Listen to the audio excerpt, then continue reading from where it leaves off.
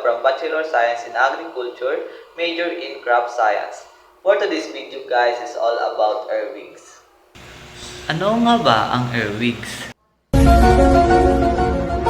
Ang mga earwigs ay mga miyembro ng insect order na Dermaptera at maaaring makilala ng kanilang mga payat na katawan at bihirang ginagamit ng mga pakpak. Ang kanilang pangalan ay nagmula sa isang lumang alamat sa Europa na nagsasabing sila ay gumagapang sa mga tenga ng mga tao sa gabi at pumapasok sa kanilang mga utak habang sila ay natutulog. Ang mga earwigs ay gumaganap din ng isang kapaki-pakinabang na papel sa hardin. Nagsisilbing mga scavenger ng nabubulok na organikong bagay at mga mandaragit ng larvae ng insect, snails, aphids at iba pang mabagal na gumagalaw na mga insekto.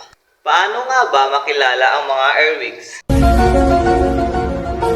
Ang mga earwigs ay manipis, kulay itim na insekto na may 3-4 na pulgada ang haba, na may pahabang patag na katawan na nakikilala sa pamamagitan ng isang pares na matulis na sipit o forceps na nakusli mula sa kanilang tiyan sa dulo ng buntot na ginagamit nila upang mahuli ang biktima at mag-asawa. Ang mga lalaki ay may makapal, hubog ng mga kuko na nakahiwalay sa base. Ang mga babaeng earwigs ay may mas payat, mas matuwid na kuko na magkalapit. Ang ilang mga species ay may mga pakpak, bagaman hindi sila makakalipad at kadalasang gumagapang sa paghahanap ng pagkain. Ang mga species na may mga pakpak kung minsan ay meron ding 2 pares ng mga pakpak, na ang kanilang mga hulihan na pakpak ay karaniwang nakatiklop sa ilalim ng kanilang mga forewings. Saan nga ba nakatira ang mga earwigs?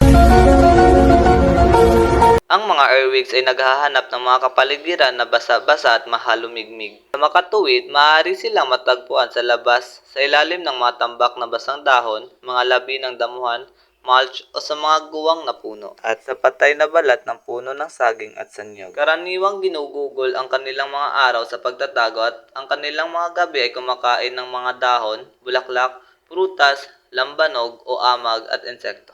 That's all for today's video guys. Thanks for watching. Bye-bye!